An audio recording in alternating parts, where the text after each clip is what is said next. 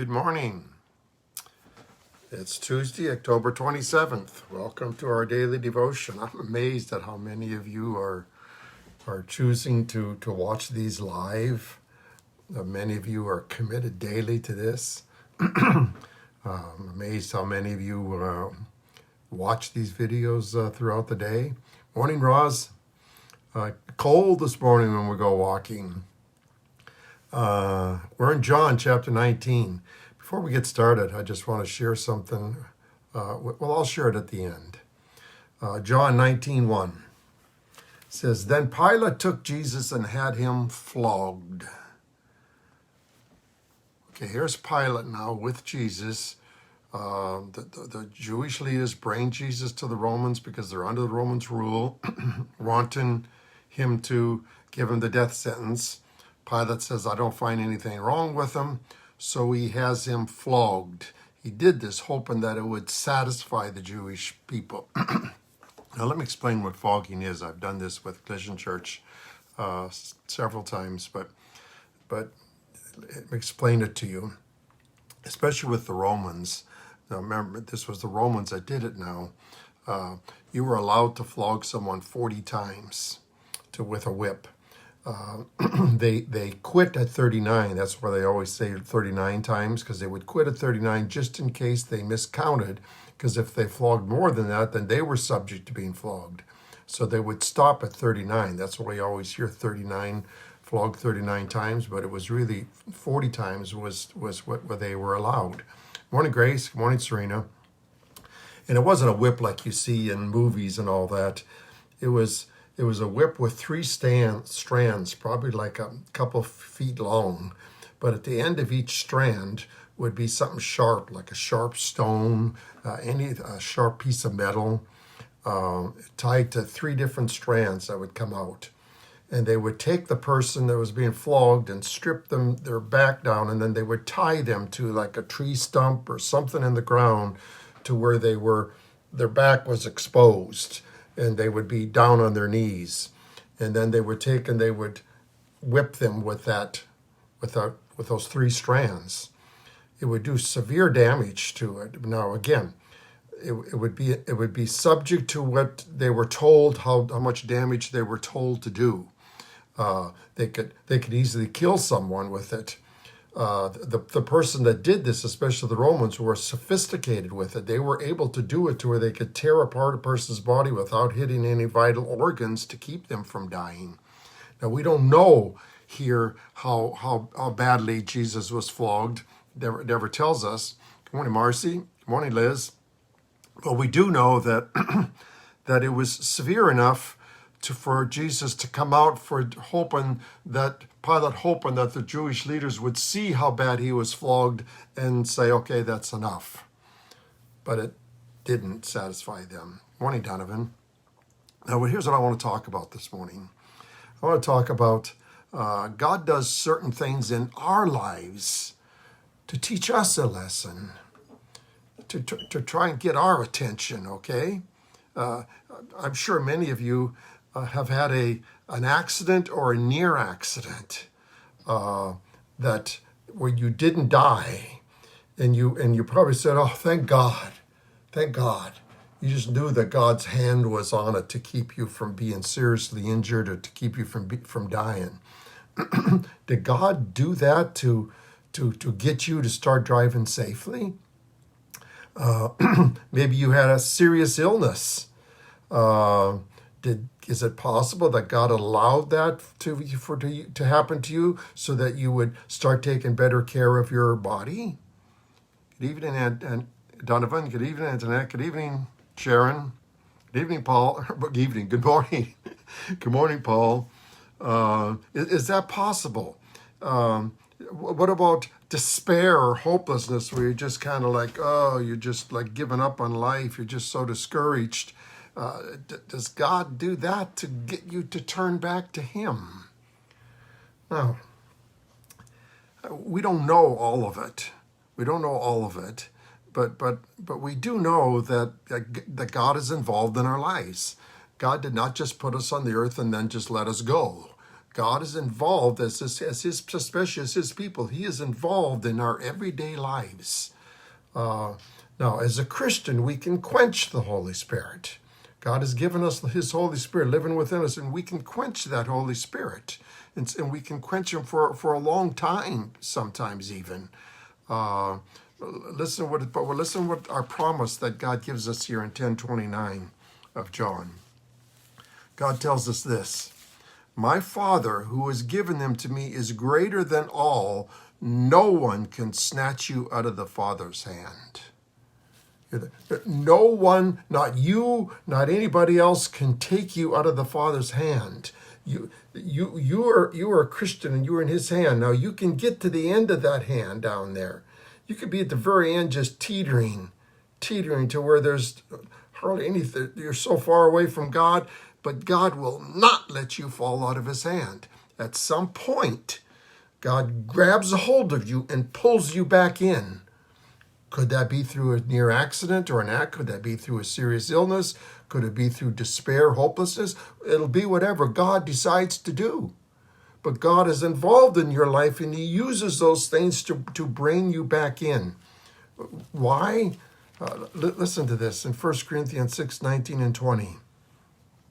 It tells us this: do you not know that your body is a temple of the Holy Spirit, who is in you, whom you receive from God?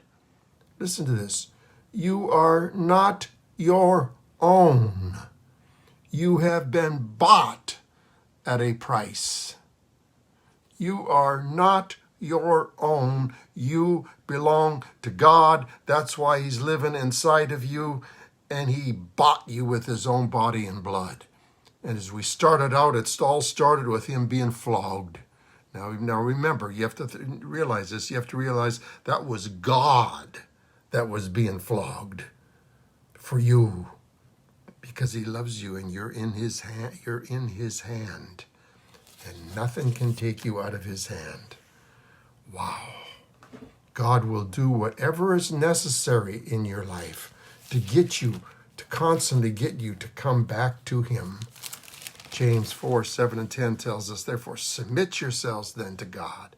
Resist the devil, and he will flee from you. Come near to God, and he will come near to you. Wash your hands, you sinners, and purify your hearts, you double-minded. Grieve, mourn, and wail. Change your laughter to mourning and your joy to gloom. Humble yourselves before the Lord, and he will lift you up. Sometimes God has to get us to change our laughter to mourning. Sometimes God has to humble us completely to get us to look at him, to resist the devil, and to come to him. So, where are you right now with God? Where are you at with God? Does God need to do something to get you back with him? Is there some of you watching this video right now that feel kind of far from God? Here's a dangerous prayer. Here's a dangerous prayer. God, do whatever you need to do to me to get me to come back to you. God, do whatever you need to do to me to get me to come back to you. Dangerous prayer, isn't it? Wow. But again, you're his child. You're his child. He doesn't want to hurt you. He doesn't want to cause pain for you for no reason whatsoever. He only does. It's like you disciplining your child. Paul, you have a couple young children, a young boy and young girl. You don't want to hurt them just for no reason whatsoever. If you did, you'd be a terrible father. But sometimes you have to discipline them to get them back on the right track. And that's what God has to do with us sometimes. He has to discipline us to get us back on the right track. And let me just read this to you. Hebrews 12 says this: have you not forgotten the word of encouragement that addresses you as his children? My child, do not make light of the Lord's discipline, and do not lose heart when he rebukes you, because the Lord disciplines those he loves, and he punishes everyone he accepts as his child. Therefore, endure hardship as discipline. God is treating you as his children. For what child is not disciplined by their parents? And if you are not disciplined, and everyone undergoes discipline, but if you're not, then you're illegitimate children and not real sons and daughters. Moreover, we all had human parents who disciplined us, and we respected them for it. How much more should we submit to our Father and our spirits and live? Our fathers disciplined us for a little while as they thought best, but God disciplines for our good, that we may share in his holiness. No discipline seems pleasant at the time, but painful. Later on, however, it produces a harvest of righteousness and peace for those who have been trained by it. God disciplines us. God disciplines us sometimes. Pray that prayer if you dare. Pray that prayer if you dare. God, do whatever you need to do to bring me back to you. And if you have loved ones, do you dare pray that same prayer for them? God, do whatever you need to do in their lives to cause them to come back to you, because they may be teetering there on the end. But no one will take you out of the Father's hand. I want to close with this. There's a woman in our family in our church. Their children were a big part of the youth group. Loved them. They never missed. They were there every week. She's had some issues, health issues, and she had to have a mammogram and a biopsy. And she has insurance, but even with the insurance, it was an incredible amount of money that had to be paid, $1,600 out of her pocket that they don't have. And so I want to share with you. I shared this with on the post. It says in Acts, the early church said there wasn't a needy person among them, because those that were blessed by God helped those that were not as blessed. And so collision, because of your giving, because of your generosity, we are able to help this family now so that they can pay this doctor's bill. So that she can get further treatment if necessary.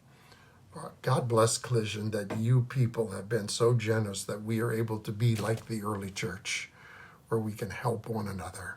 That's what it's all about. Hey, God bless you. Thanks for watching. If this meant something to you, share it, please. And tonight now is our youth message for the youth impact. If not, I'll see you tomorrow morning again at 8 o'clock. Have a great day.